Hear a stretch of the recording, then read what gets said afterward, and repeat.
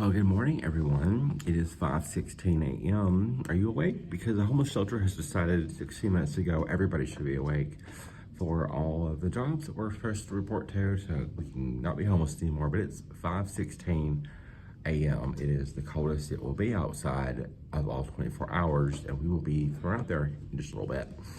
I wanted to tell you a little bit about, I'm hoping to make a video outside. Anything bad that happens downtown happens where we're at.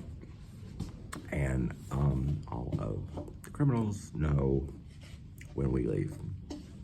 We're just forced out of here.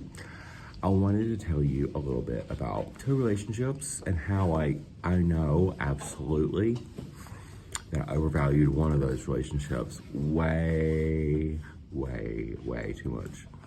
One of these people, they're both U.S. veterans. One of them was almost my cousin, a friend of the family. His dad did live with us, and then he lived with us, I think, for a little bit. Not with me, but with my dad. This person was always telling me I needed to man up. I need to man up, go get me a tent. Just man up. He ain't game. He wants to brag too much, I think, about killing people in war, but I don't ever need to be friends with him again. I've manned up enough. I've already survived over 500 days homeless. The other person, of course, very similar. In fact, he's been to war, same country. Man of my dreams. Had a completely different approach. He's gay. Hated that I was homeless more than any other person I know. Maybe you'll see why if we go out here. It is going to be, I have to survive. It is 5:16 a.m. You know, it doesn't matter. I have to survive the night here at the homeless shelter. The response is immediately at 5 o'clock in the morning, I have got to survive again, constantly. Right behind me is the homeless shelter door that we had to line up in and stand an hour outside to get into after being at gym or cafeteria. Right here, this is the most dangerous part downtown. It's snowing, so it looks nice, but it is the most dangerous part of downtown. Everything bad happens right here. You know, like when I got told to get the F out of someone's house because I couldn't turn the oven off fast enough yesterday after going to the food bank to get food for him. He's already been homeless for 3 years. He came out not the same anymore. I'm scared to death about, like, you know, one of my biggest challenges is going to be caring about other people in the same way I was caring about them before I went homeless. Like, you know, you can't imagine, it's 33 degrees, so it can be a lot colder, and it will be cold enough when I get down to Union Station that opens at 6. You know, it's going to be just kind of like a clickety clock, you know, thing to survival all the time. But I'm already awake. I'm already, like, I have to be functioning. I have to make that job interview today. But, like, just imagine, I could get killed. This is the best place to get killed, right here. But I have got to care about all you all the same way I was before I went homeless, or that I'm just like a bad, awful person. But you're not still, right now, at this moment, you're not able to care, and I may not survive. It's a good chance. I mean, this is the worst place, and the criminals in the tents know, which is about all of them. If you're in the tent, you're already in the bad camp. Literally, you're in the bad camp. They all know when the homeless shelter closes up. I'm leaving early because it's better to get up and leave before the rest of the bunch does, and surviving in there wasn't no piece of cake.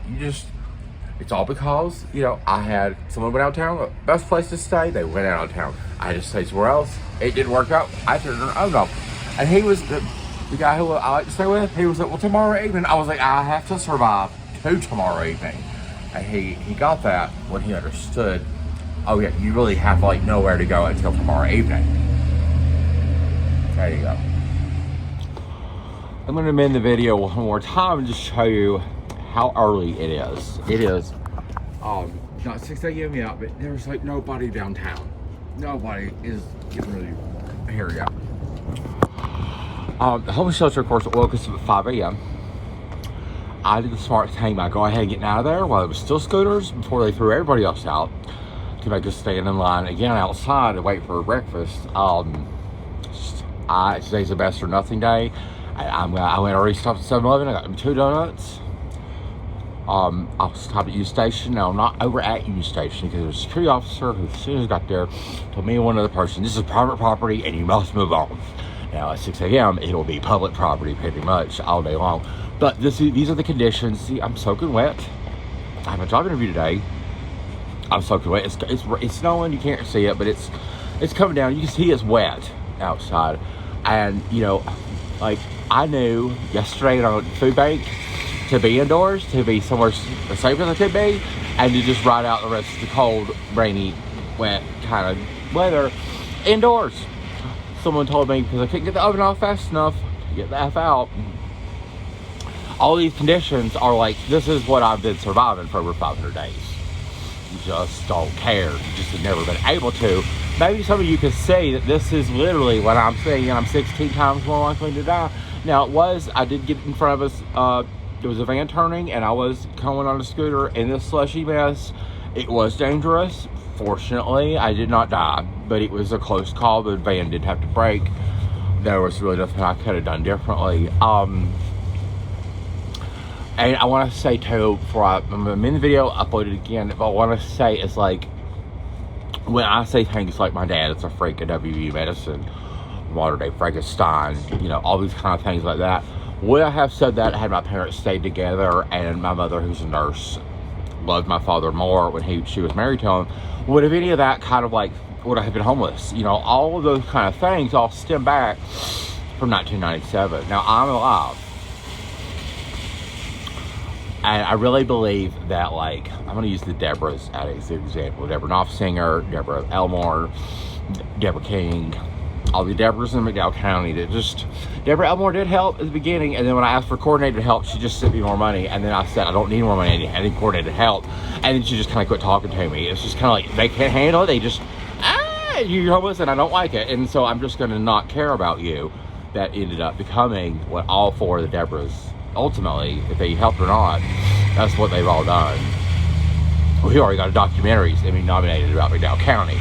So, will we have another one? I don't know. If I could do anything right now, it would be not be homeless anymore. And it would be go to Huntington, West Virginia. I don't like Huntington. I was kidnapped there, and as soon as I was leaving, I was like, I need to come back. I need to come back and document the experience of coming back and walking back to the state with bloody feet, which happened last spring. And I've been homeless every single second since. But I need to do all that so I could just, you know, have that wrapped up in my head. Elaine McMillan Sheldon, you want to go to Huntington with me? Because I think you should. I think me and you ought to be in Huntington. We need to go to South Point. We need to retrace all the steps I did. And I need to talk about that experience. And we need to make sure that the kidnappers are caught and nobody ever goes through that again.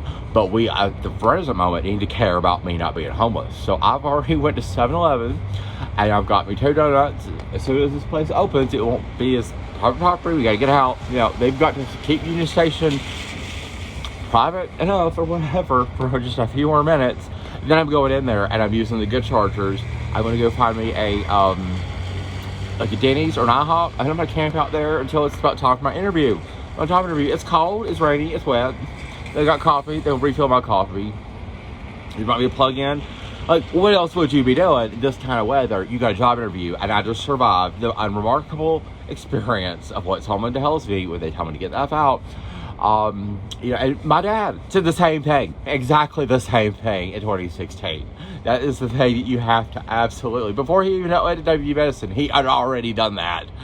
I already knew that. And like, I already knew that being homeless was bad. Like, you already were that far behind, you know, this whole experience. So if you are feeling bad now, maybe you can help. Like, it is possible.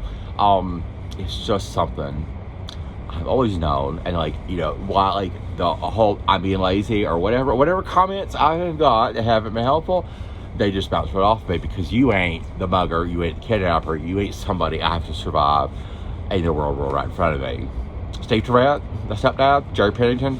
Jerry won't be unlucky to get this. Maybe you guys could help.